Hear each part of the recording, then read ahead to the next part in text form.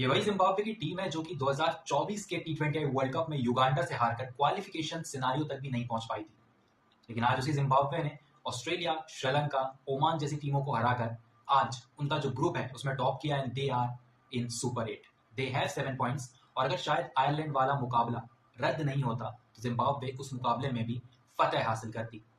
श्रीलंका को जिस कदर आज हराया है और जिस कदर परफॉर्मेंस करी है सिकंदर रजा ने, that was up to the mark. How brilliantly he performed, I mean so well.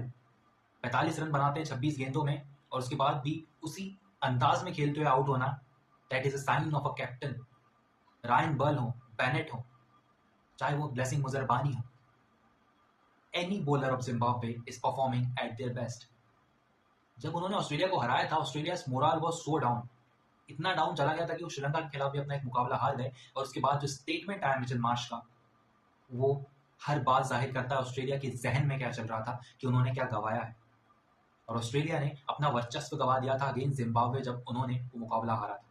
Australia के पास बल्लेबाजी की कमी नहीं है, गेंदबाजी की कमी नहीं है, बट उनके पास सिडनी या मेलबर्न जाने के अलावा कोई और रास्ता नहीं था after the match of Zimbabwe. जिस तरीके से टीम खेल रही है, ये 2000 के एरा में खेलती थी। उससे पहले जब 1990s का एरा था तब तक जिम्बाब्वे की फॉर्म ऐसी रहती थी, लेकिन उसके बाद जो डिप आया ये 20-25 साल का, that was so long. And I don't want Zimbabwe to get dip from here. यहाँ से अगर वो नीचे जाते हैं तो शायद उनकी खुद की गलती हुई, क्योंकि उनकी इंटरनल जो मेंटेलिटी है, जो बिलीव है और जो हार्ड वर्क उन्होंने किया, उनके बोर्ड ने किया उनके ऊपर, that is so brilliant. How Zimbabwe cricket invested in themselves is next to impossible for any team. हम बात करते थे अफगानिस्तान की, हम बात करते हैं यूएसए जैसी टीम जो कि ऊपर आ रही है, नेपाल की बात करोगे आप, उनके खिलाड़ी ने शतक लगाया, युवराज ने, that was so brilliant, century by. लेकिन जिस तरीके की परफॉर्मेंस जिम्बाब्वे ने एज टीम करी है, वहां पर किसी एक खिलाड़ी का योगदान नहीं है। When you see them fielding, you get on high note. जिस तरीके की वो फील्डिंग करते हैं, जिस तरीके से वो बल्लेबाजी करते हैं, जिस तरीके से वो गेंदबाजी करते हैं, I mean the bowling is so brilliant man. How brilliantly they bowl Blessing Muzarabani again and again. हर मुकाबले में उनके जैसे बॉलर जिम्बाब्वे की टीम को चाहिए, और जब तक उनके जैसे बॉलर जिम्बाब्वे की टीम में रहेंगे, I don't think there is any other team they have guts to beat them. Stats क्या कहते हैं कि जिम्बाब्वे ने किस तरीके से परफॉर्म किया है पिछले कुछ सालों में, हम भी जानते हैं। जब बाबर आजम जैसा प्लेयर उनके अगेंस्ट शतक मारता है तो we used to call him Zimbabwe. But अब शायद उनकी फॉर्म जिम्बाब्वे के अगेंस्ट वैसी नहीं रहेगी। He will not be able to perform that well against Zimbabwe, क्योंकि उनकी गेंदबाजी ऐसी है।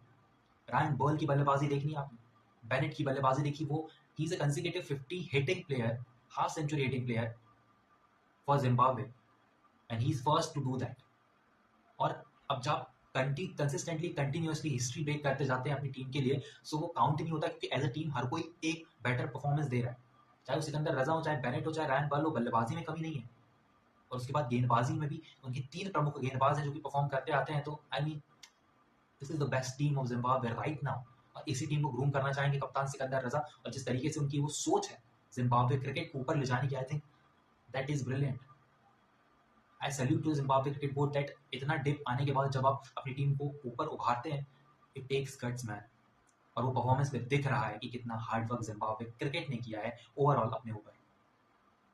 So brilliant, Zimbabwe deserves it. Super 8 में गए और 2028 के टी20 वर्ल्ड कप के लिए क्वालिफाई भी कर गए हैं। दे deserves it 100%. Zimbabwe is the deserving team, and I think Zimbabwe is now on the line to qualify for the semi-finals. Maybe they're dreaming and eyeing for the World Cup 2026 or 2028. Thank you so much for watching. I'll meet you in the next video. Till then, stay tuned.